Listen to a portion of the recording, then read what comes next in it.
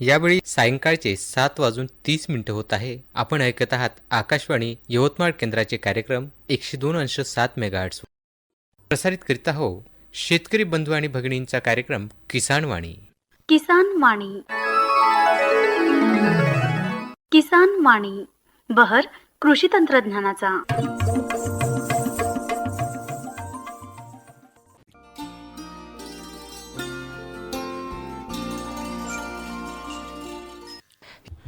शेतकरी बंधूंनो, यानंतर कार्यक्रमात ऐकूया प्रगतिशील शेतकरी संजय मारुतराव डांगे, मुक्काम पोस्ट कोटंबा, तालुका बाभुळगाव, जिल्हा यवतमाळ यांची सुमेध मुंगले यांनी घेतलेली मुलाखत. तर शेतकरी बंधूंनो, आपल्या किसानवाणी या कार्यक्रमामध्ये तज्ज्ञांच्या, शेतकऱ्यांच्या, श्रमिकांच्या, कष्टकऱ्यांच्या मुलाखती घेत असतो. त्यांचे अनुभव ना पडलेले प्रश्न यावर ते आपल्या आकाशवाणीच्या माध्यमातून कथन करतात आणि त्याचाच फायदा आपल्याला आपल्या शेतीमध्ये होत असतो. तर शेतकरी बंधूंनो, आज आपल्या स्टुडिओमध्ये आलेले आहेत प्रगतिशील शेतकरी संजय मारुतराव डांगे, मुक्काम पोस्ट कोटुंबा, तालुका बाभुळगाव, जिल्हा यवतमाळ. नमस्कार. नमस्कार डांगेजी, सुरुवातीला माझा प्रश्न हा आहे की तुमचं शिक्षण किती झालं? माझं शिक्षण मी 12वा वर्ग पास आहो. अच्छा.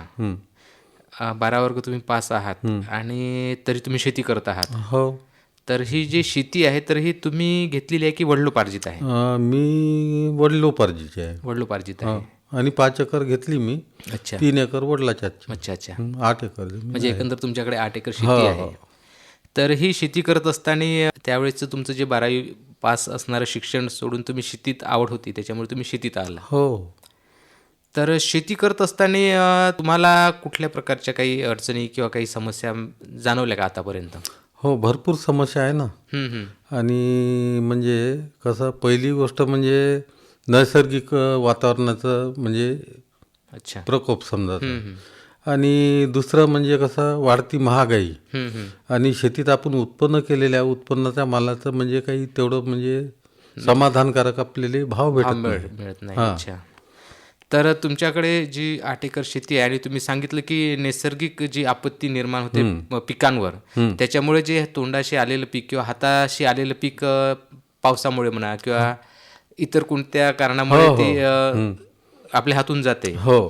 त्याच्यामुळे या गोष्टीचा तुम्हाला सामना करावा लागतो.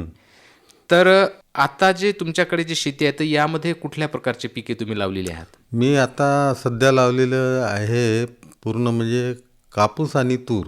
कापूस आणि तूर. कपाशी आणि तुरीचं नियोजन तुमचं कशा प्रकारचे असते? माझं नियोजन म्हणजे कसं, पहिले त्याची वाही करायची तयार उन्हाळ्यामध्ये. अच्छा. आणि यावर्षी कसं केलं आम्ही, म्हणजे पूर्ण असं बेडवर पयाटी लावली आणि तूर लावली. अच्छा. त्याच्यामुळे थोडासा नैसर्गिक जे प्रकोप होते पाण्याचा तो याच्यामुळे थोडाफार कमी झाला. अच्छा. पाण्याचा निचरा होते ना, पाण्याचा जमिनीमध्ये निचरा होते, त्याच्यामुळे जे पिकांना जे म्हणजे वाढासाठी जे की वातावरण ते मिळते उंचावर असल्यामुळे.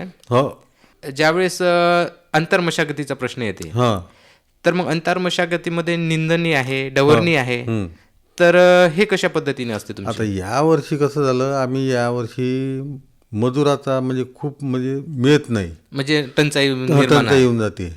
आणि म्हणजे अति पाणी असल्यामुळे त्याचं आपण व्यवस्थापनही करू शकत नाही निंदाचं. त्याच्यामुळे आम्ही यावर्षी काय केलं, आम्ही यावर्षी पूर्ण म्हणजे तणनाशक फवारणीनं 2 फवारण्या मारल्या शेवटपर्यंत. तणनाशक फवारणी केली आणि त्यानंतर मग डवराच्या वगैरे पाळ्या दिल्या. डवराची पाळी आमच्याकडे छोटा ट्रॅक्टर आहे, त्या ट्रॅक्टरनं आम्ही त्याच्यावाली म्हणजे मशागत केली, आंतरमशागत. अच्छा. हे झालं कपाशीचं. परंतु त्यावर काही रोग आणि किडीचा प्रादुर्भाव दिसून पडतो. यावर किडीचा यावर्षी काय केलं म्हणजे रासायनिक खते भरपूर महाग असल्यामुळे. अच्छा. रासायनिक खताचा कुठलाही म्हणजे वापर न करता आणि रासायनिक औषधाचा कुठलाही वापर न करता तर म्हणजे ऑर्गॅनिक पद्धतीनं समजा शेती यावर्षी केली. म्हणजे ती कसली म्हणायची? ऑर्गॅनिक म्हणजे आता त्याच्यात आपल्याला जे काही समजा खताच्या मात्रा म्हणजे देतो आपण. दरवर्षी आम्ही 3-3, 2-2, 3-3 म्हणजे खताच्या पाळ्या देत होतो, फवारण्याच्या 2-3 पाळ्या देत होतो. आता त्याच्या ऐवजी काय केलं, शेण म्हणजे एक ड्राम जो असते 200 लिटरचा, अच्छा. त्याच्यामध्ये 5 किलो शेण आणि 10 लिटर जवळपास म्हणजे कमी जास्त गोमित्र आणि त्याच्यामध्ये 2 किलो गुळ, अशा पद्धतीनं ते 10 दिवस 12 दिवस सडू द्यायचं. आणि त्याच्यानंतर मग त्याला म्हणजे पूर्ण गाळून हे ते करून आपले जे फवारणीचा पंप असते त्याच्यानं म्हणजे ड्रिंचिंग केल्या पद्धतीनं, म्हणजे जसं आपण खत देतो अच्छा. त्या पद्धतीनं त्याचं ड्रिंचिंग केलं. अच्छा. 2 वेळा केलं. 2 वेळा केलं तर मग याचा रिझल्ट कसा आहे? त्याचा रिझल्ट आहे, बरा आहे आणि चांगला आहे. खर्च कमी, नक्कीच. थोडंसं पीक कमी दरवर्षीपेक्षा कमी झालं. आणि तसंही यावर्षी पीक म्हणजे कसं, यावर्षी पीक सर्व म्हणजे खत देणाऱ्यानं फवारणी करणाऱ्यानं त्यालाही कमीच आहे. 3-4 क्विंटलच्या वर कोणाला ॲव्हरेज नाही कापसाचा. खूप झालं तर 5 क्विंटल. तसं आहे आपल्याला 2-4 क्विंटल पर्यंत होऊ शकते शेवटपर्यंत. नक्कीच. म्हणजे जे समजा तुम्ही गुळ, त्यानंतर शेण आणि गोमित्र म्हणजे अमृत पाण्यासारखं तुम्ही अमृत पाण्यात टाईपच. तर हे जर समजा हे केलं तर त्याच्यामुळे रोग किडीचा प्रादुर्भाव तेवढा फारसा काही दिसला नाही, खूप कमी. परत पुन्हा पिकांना जे पोषक द्रव्य जे होतं अन्नघटक पिकांच्या वाढीसाठी, ते वाढ सुद्धा म्हणजे इतर पराठी सारखी आहे की कमी आहे? नाही, म्हणजे जवळपास त्याच पद्धतीची आहे. अच्छा. आजही म्हणजे आमच्यावाल्या पराठीला म्हणजे बाकीच्या याच्या तरी आता वाळून राहिल्या पराठी, आमच्यावाली हिरवी कंच आहे. अच्छा. म्हणजे एकंदरीत शेतकरी बांधवांसाठी हा एक मेसेजच होईल की या पद्धतीचा जर समजा प्रयोग जर करून बघितला तर नक्कीच म्हणजे रिझल्ट बऱ्यापैकी आहे. करायला पाहिजे. म्हणजे कसं, प्रत्येकाला जर याच्यातून जर वाचवायचं असेल, 2 पैसे वाचवायचे असेल नक्कीच तर, आणि शेती आपल्याला काहीतरी उरलं पाहिजे, या पद्धतीने जर केलं तर सर्वांसाठी हे योग्यच राहील असं वाटते. आणि एकंदरीत शेतीचा जो जमिनीचा जो पोत आहे तो कायम राहू शकतो. हा कायम राहू शकते. त्याच्यामुळे आपली जमीन खराब होणार नाही. उत्पन्नामध्ये लागवड खर्च कमी होईल. जमीन खराब नाही हा तर दुय्यम प्रश्न झाला. पण पहिले त्याच्या अगोदर म्हणजे आज खताचे दर भाव पाहिला, पण डीएपीचे भाव 1700-1800 रुपयापर्यंत गेले. आणि त्याच्या 2-3 मात्रा जर म्हणलं तर हा म्हणजे एक बॅग जरी एका एकराला पकडली तरी आज म्हणजे 5 ते 6 हजार रुपयाचं म्हणजे एका वेळेस एक डोस 5-7 हजार रुपये झाला. म्हणजे एकंदर असे जर शेतकऱ्यांनी 3 डोस जर दिले तर समजा 18-15 हजार रुपये जाऊ एका एकराला, म्हणजे जवळपास म्हणजे 5 ते 7 हजार रुपयाचा एका एकराला खर्च हा ठरलेला आहे. आणि त्याच्यानंतर आणखी पुन्हा रासायनिक आपलं औषध झालं, पुन्हा औषधाची आणखी पुन्हा डोस, म्हणजे खतं वापरले तर औषध वापरावंच लागते. नक्कीच. आणि आपण औषधाच्या ठिकाणी आपण वरूनही ज्या फवारण्या केल्या तर ह्या अमृत पाण्याच्याच केल्या.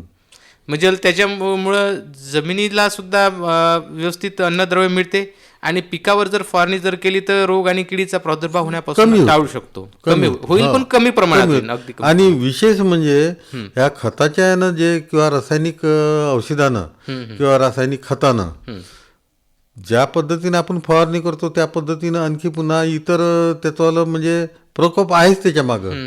आणि आपण हे न केल्यामुळे थोडा म्हणजे प्रकोप कमी झाला. आणि आजही जरी आपल्याला पराठी जर पाहतो म्हणलं त्या हिशोबानं तर आता हिरवी कंच आहे. म्हणजे ऍव्हरेज मध्ये आहे म्हणायचे. म्हणजे याच्यापेक्षा आपल्याला 2 क्विंटल जरी कमी झाला, बाकीच्या 6 क्विंटल होत असेल, आपल्याला 5 क्विंटल किंवा 4 क्विंटल जरी होत असेल, पण त्यावेळेचा तो म्हणजे खत देण्याचा, मजुराचा, लेबरचा खर्च आणि हा पूर्ण म्हणजे विकत घेण्याचा कीटकनाशकाचा खर्च, फवारणीचा खर्च हा आपल्याला कमी होऊन गेला. नक्कीच.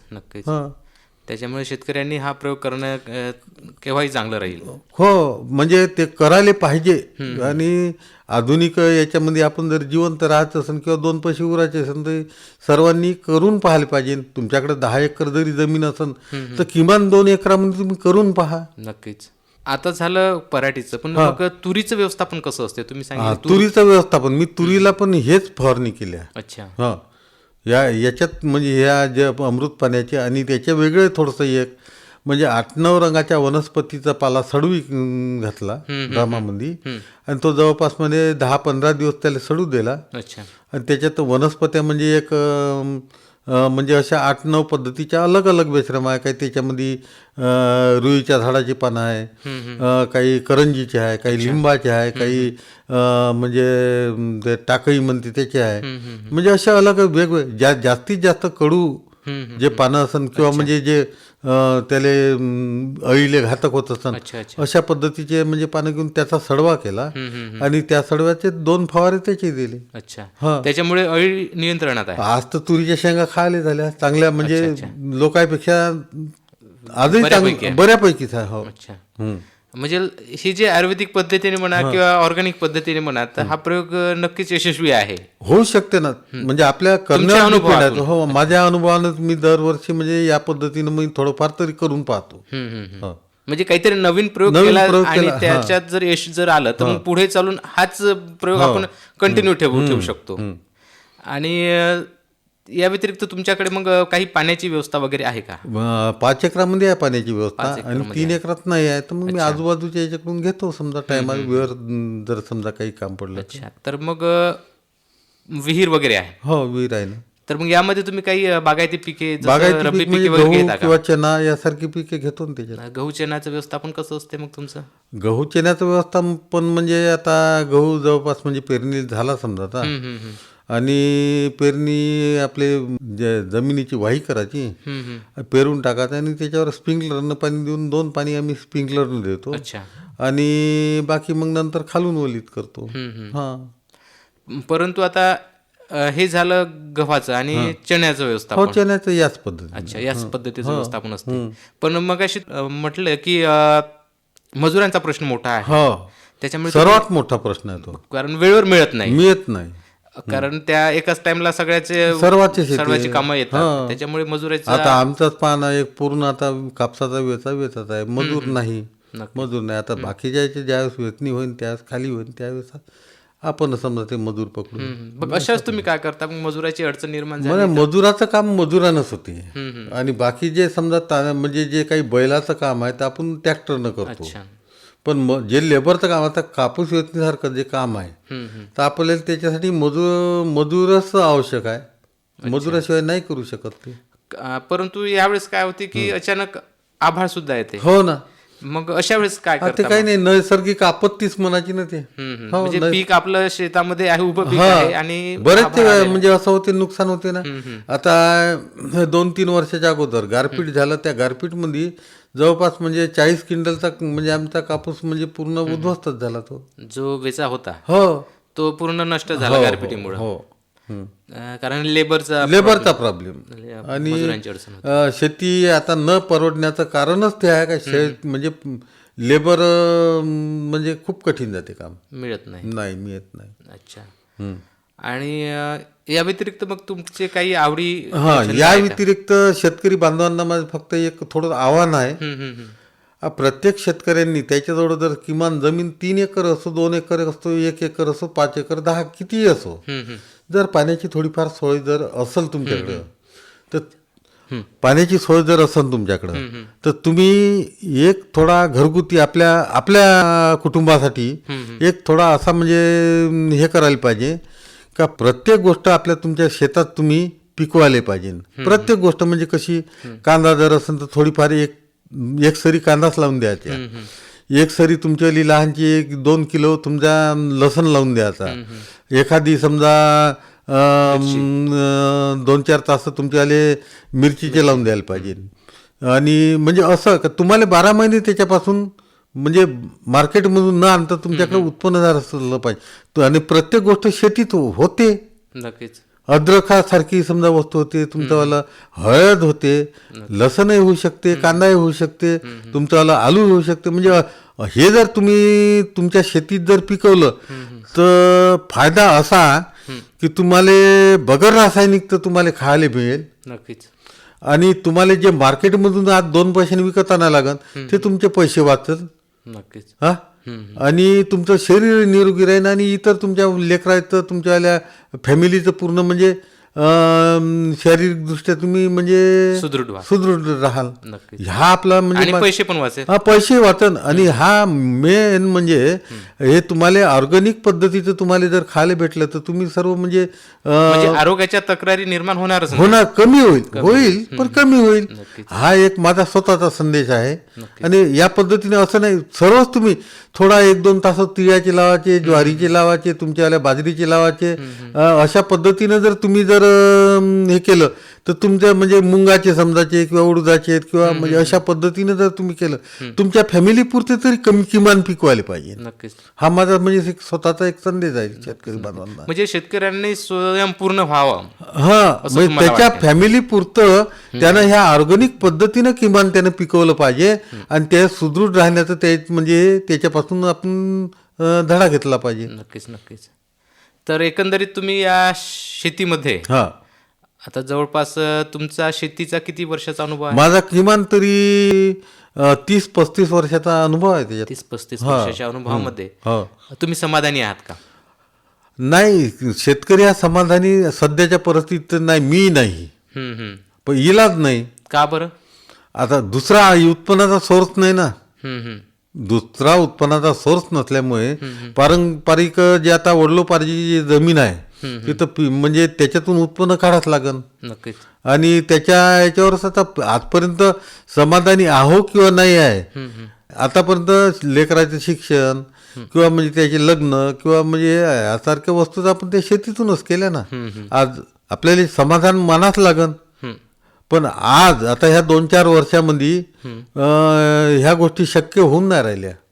का बरं? आता त्याच्यात म्हणजे असं सरळ काही म्हणता येणार नाही आपल्याला. म्हणजे जे काही चढ उतार किंवा भावबाजी आहे ते याच्यामुळे समजा थोडंफार म्हणजे शेतीमालाला भाव मिळत नसल्यामुळे शेतीमालाला भाव येत नाही. पुन्हा या 2-4-5 वर्षात नैसर्गिक आपत्त्या भरपूर येऊन राहिल्या. याच्यामुळे शेतकरी हवालदिल झालेला आहे. अतिवृष्टी झालेली आहे त्याच्यामुळे उभं पीक नष्ट हो हे कारण आहे.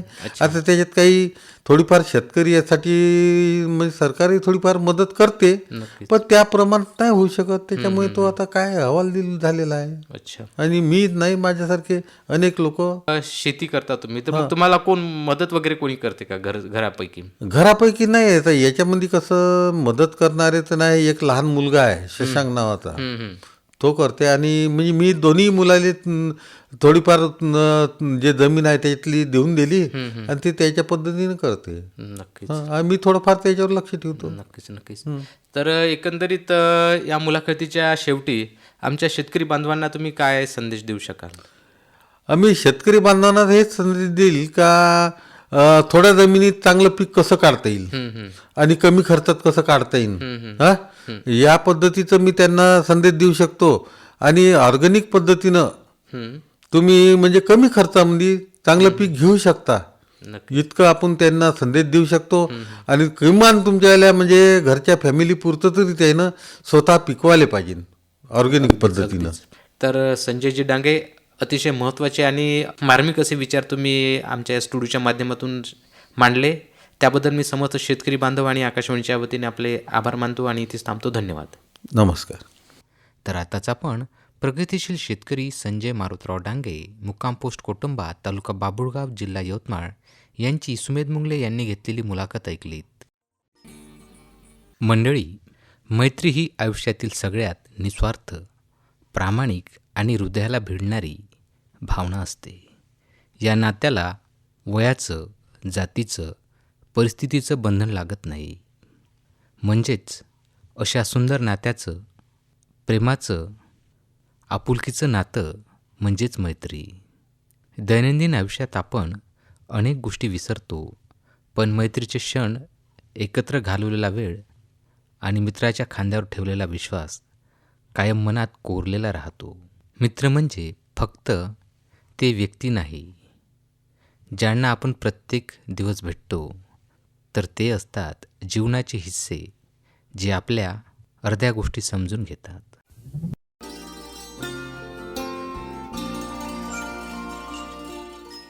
शेतकरी बंधू आणि भगिनींनो, कार्यक्रमात यानंतर ऐकूया भारतीय हवामानशास्त्र विभाग पुणे यांच्याकडून प्राप्त दैनंदिन हवामान वृत्त. गेल्या 24 तासातील पर्जन्यमान. गोव्यासह संपूर्ण राज्यात हवामान कोरडे होते.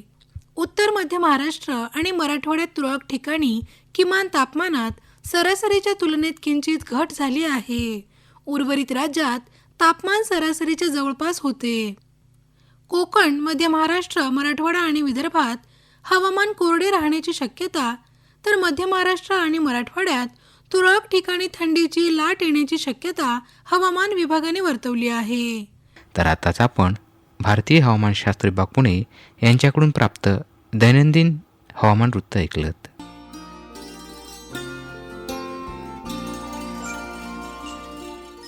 तर शेतकरी बंधू आणि भगिनींनो, पुन्हा भेटूयाच पुढील कार्यक्रमामध्ये. तोपर्यंत मी सुमेध मुंगले घेतो आपली रजा. नमस्कार.